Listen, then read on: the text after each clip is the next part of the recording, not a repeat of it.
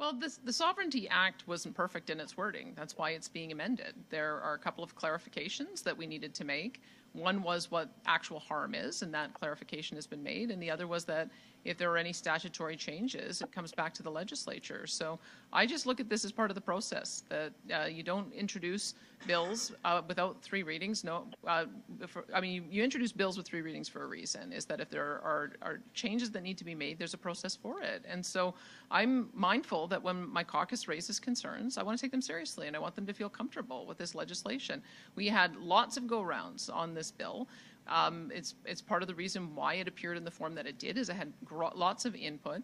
But if there was some confusing wording and some clarifying amendments that we needed to put in, I let my caucus know I'm happy to do that. And so they put forward a couple yesterday. I've accepted them because it is the intent of the bill to do exactly what those amendments are going to do. It clarifies it, and we're going to be able to pass it and move on. I think people are keeping an open mind. People want us to fight Ottawa when they intervene in our areas of jurisdiction. We got a 62% mandate to push back against Ottawa and their unfair levying of equalization. And so we need to put the tools in place to push Ottawa back into its own lane.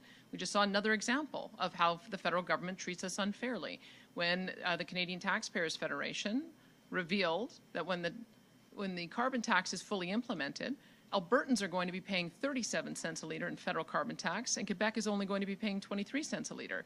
It's absurd to me that SUV drivers in Quebec are going to have cheaper gasoline and diesel prices than Alberta, where we produce the product and refine it. So these are the kind of things that the federal government does all the time. And in my view, I don't think that's constitutional.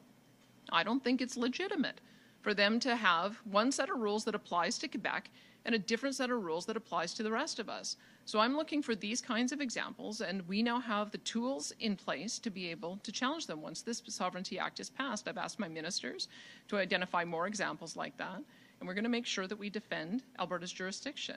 The federal government, through the past year, with Environment Minister Stephen Guilbeault, has been doing hit after hit after hit on our industry. They have not been acting in a collaborative way.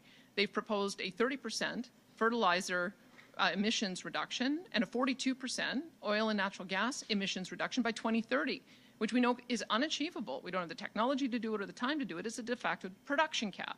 And it is a violation of the Constitution and our right to develop our resources. So with the Sovereignty Act, we now have the ability to push them back in their own lane. And those are the kind of things that I'm looking for. And I believe that Albertans want me to stand up to Ottawa and make sure that we're defending our interests.